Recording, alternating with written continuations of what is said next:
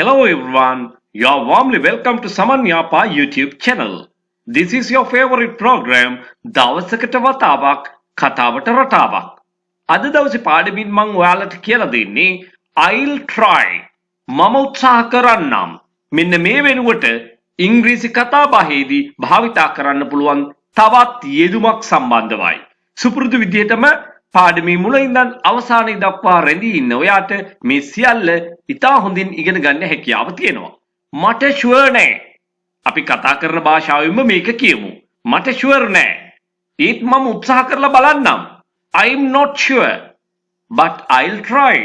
I'm not sure, but I'll try.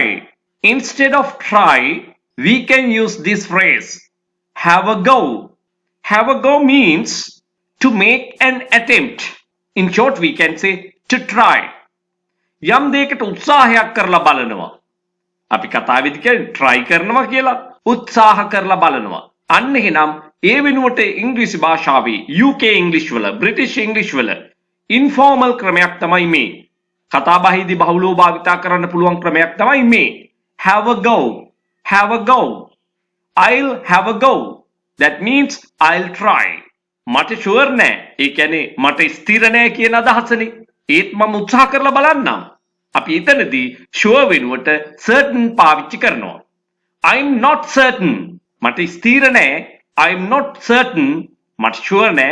I'll have a go. That means but I'll try. නමුත් මම උත්සාහ කරලා බලන්නම්. කනගාටු වෙන්න එපා. මම උත්සාහ කරලා බලන්නම්. ඉංග්‍රීසි කතාබහේදී බහුලව භාවිතා කරන යෙදුමක් තමයි no worries කියලා කියන්නේ. Don't worry කියන යෙදුමට වඩා ඉංග්‍රීසි කතාබහට ඉතාමත් සමීපයි no worries කියන යෙදුම. This is mostly used by the native speakers of English. ඉංග්‍රීසි භාෂාව මව් භාෂාවසේ කතා කරන අය බහුලව භාවිතා කරන යෙදුමක් තමයි no worries කියලා කියන්නේ. No worries කනගාටු වෙන්න එපා. මං උත්සාහ කරලා බලන්නම්. I'll try. නමුත් ඒ වෙනුවට දැන් ඔයාට යොදා ගන්න පුළුවන් මෙන්න මේ කියන යෙදුම. Have a go. No worries. I'll have a go. එහෙමනම් try කියනවා වෙනුවට මින් ඉදිරියට ඔයාට කතාබහේදී භාවිතා කරන්න පුළුවන් ලස්සන phrase එකක් තමයි have a go. අපි උත්සාහ කරලා බලමු. We'll try. We shall try. ඔය වෙනුවට කියන්න පුළුවන් we shall have a go. We'll have a go. අපි උත්සාහ කරලා බලමු. මම උත්සාහ කරලා බලන්නම්. මේක තමයි අපි වැඩියෙන්ම කියන යෙදුම. I'll try. මම උත්සාහ කරලා බලන්නම්කෝ. I'll try. Instead of try, hereafter you can say I'll have a go. I'll have a go. Have a go means to make an attempt. To try. උත්සාහ කරලා බලමු. Let's try. Let's try. So instead of the word try, you can use have a go. Let's have a go. මම උත්සාහ කරලා බලන්න කැමතියි. I'm willing to try. I'm willing to try. I'm willing to have a go. That means I'm willing to try. මම උත්සාහ කරලා බලන්න කැමතියි.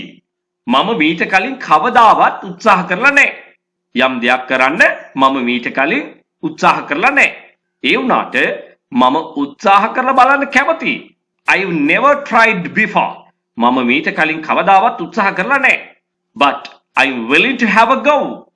But I'm willing to have a go. That means I'm willing to try. ඒ වුණාට මම උත්සාහ කරලා බලන්න කැමතියි. But I'm willing to have a go. එහෙමනම් අදින් පස්සේ I'll try වෙනුවට I'll have a go. මෙන්න මේ යෙදුම භාවිතා කරන්න පුරුදු වෙන්න. ඔයාගෙම කියලා සරල වාක්‍ය නිර්මාණය කරගනිමින් මෙන්න මේ විදිහේ භාවිතයන් ඔයා ඉගෙන ගන්න. ඔයාගේ කතාව ලස්සන කරගන්න. ඉතින් මෙන්න මේ වාගේ අපුරු දේ ඉගෙන ගන්න නම් ඔයා සමන් යාපා YouTube channel එකත් එක්ක දිගටම රැඳිලා ඉන්න ඕනේ.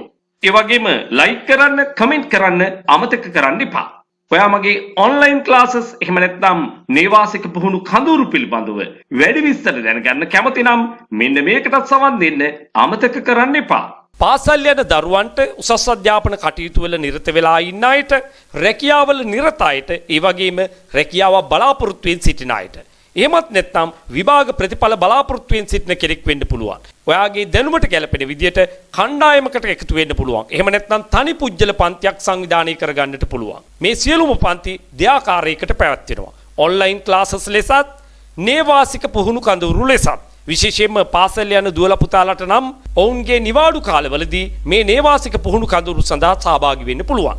සාමාන්‍ය පෙළ විභාගයෙන් පසුව එහෙම නැත්නම් උසස් පෙළ විභාගයෙන් පසුව ප්‍රතිඵල බලාපොරොත්තු වෙමින් ඉන්න සිසුන්ට දින 45 නේවාසික කඳවුර සඳහා අනිවාර්යයෙන්ම සහභාගී වෙන්න පුළුවන්. ඒ වගේම වැඩිහිටියෙක් වෙන්න පුළුවන්, රැකියාවක් බලාපොරොත්තු වෙමින් ඉන්න කෙනෙක් වෙන්න පුළුවන්. මෙකී නොකී ඕනෑම කෙනෙකුට ඉංග්‍රීසි භාෂාව ව්‍යාකරණානුකූලව ඉගෙන ගන්න ගම චතුර ලෙස ඉංග්‍රීසි කතා කිරීමට අවශ්‍ය නම් ඔවුන්ට නේවාසික කඳවුරු සඳහා සහභාගී වෙන්නට පුළුවන්. ඔබ මේ සම්බන්ධව උනන්දුවක් දක්වන්නේ නම් ඔබගේ අවශ්‍යතාවය පැහැදිලි කරමින් 071 011 22 62ට දැන්ම WhatsApp voice message එකක් යොමු කරන්න.